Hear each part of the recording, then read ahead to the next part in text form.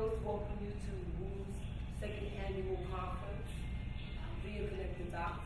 And we're doing it by way of showing some films to address the core issues around women incarcerated, women dealing with domestic violence, and homelessness.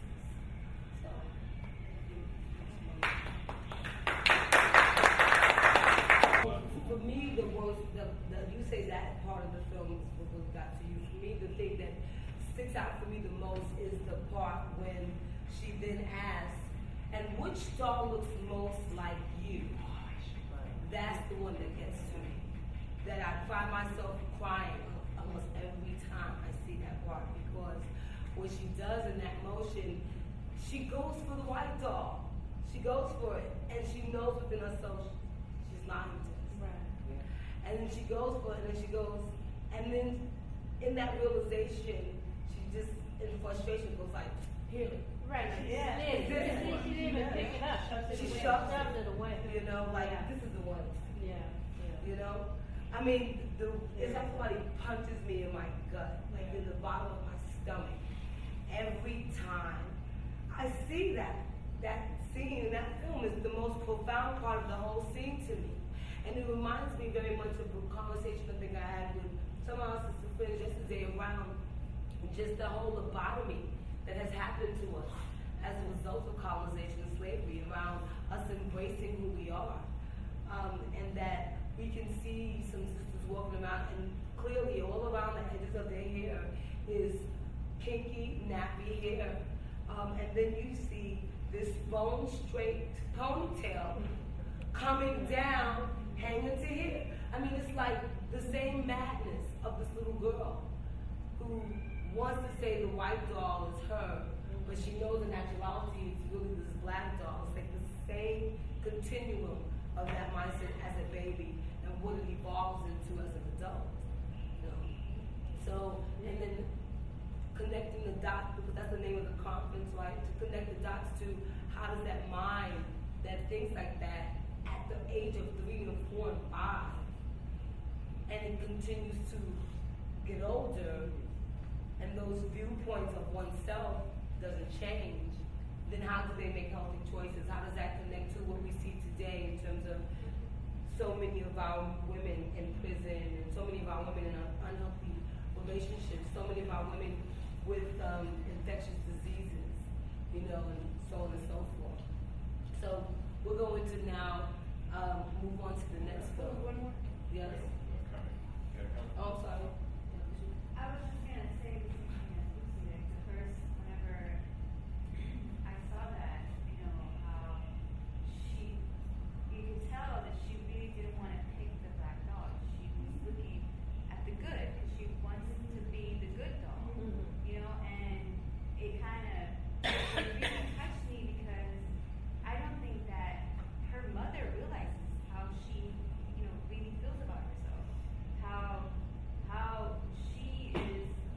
I'm sure that if parents knew that at that age their children are feeling like that, and then say, hey, I don't think that they would continue that cycle. You know, I think that they would try and that'd be a realization to them that what's really wrong with me, you know, that my child is feeling this way.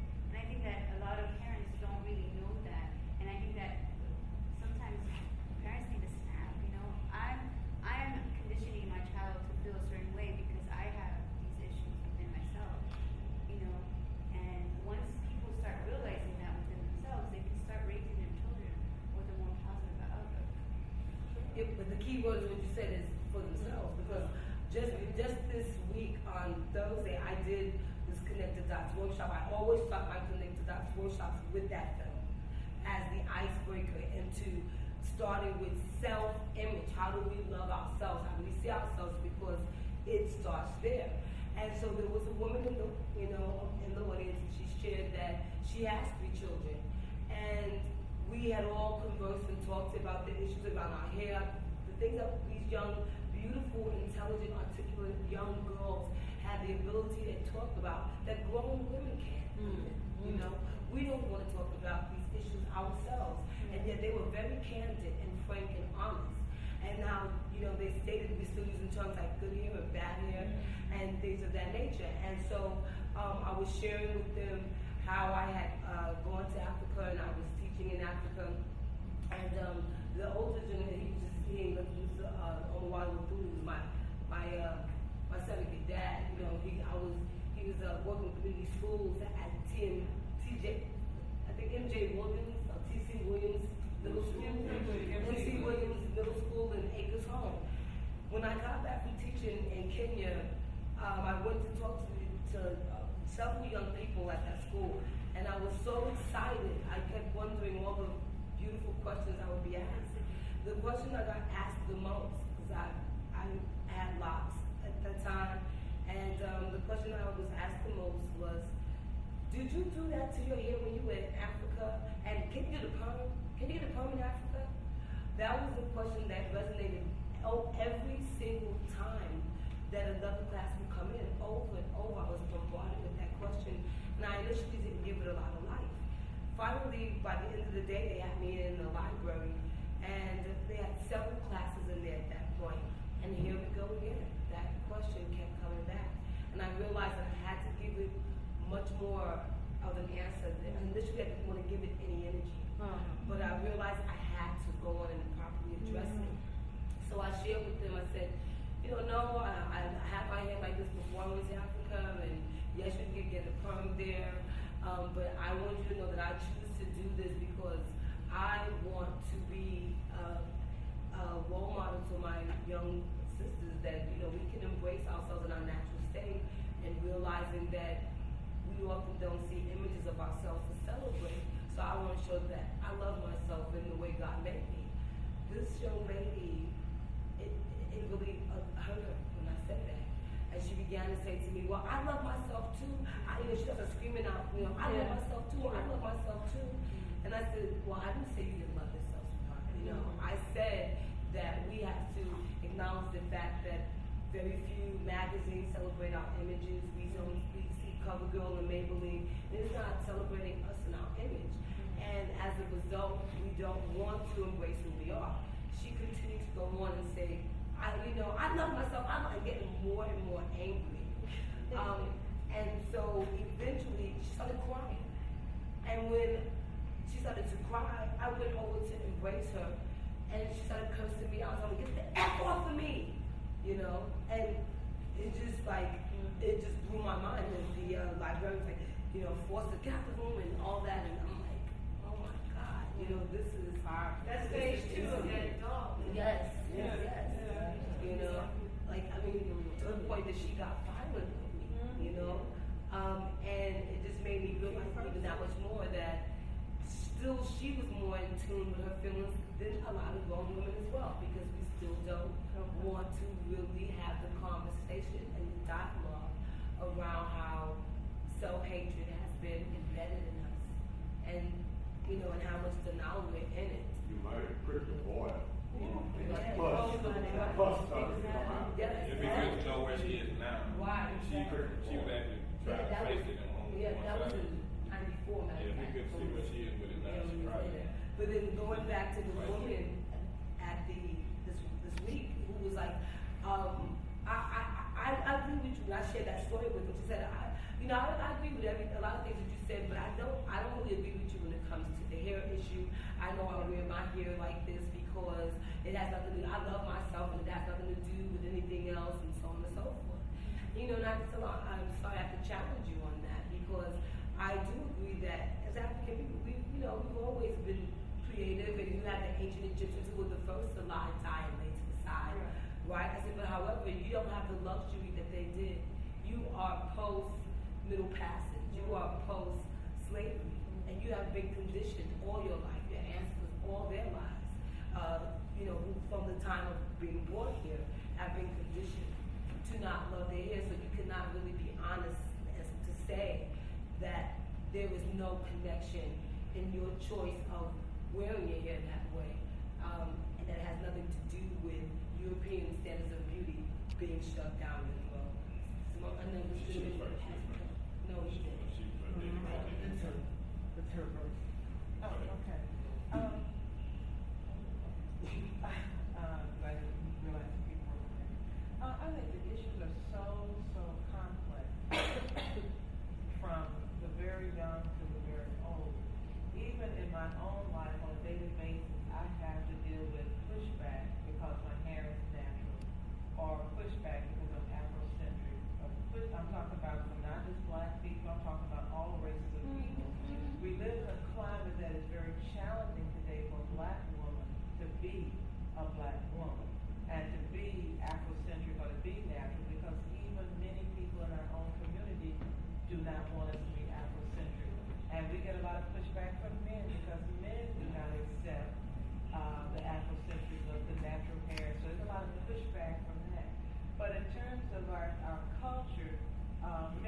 don't want to accept it, but there is a unified plan to disengage the black male and black female from each other.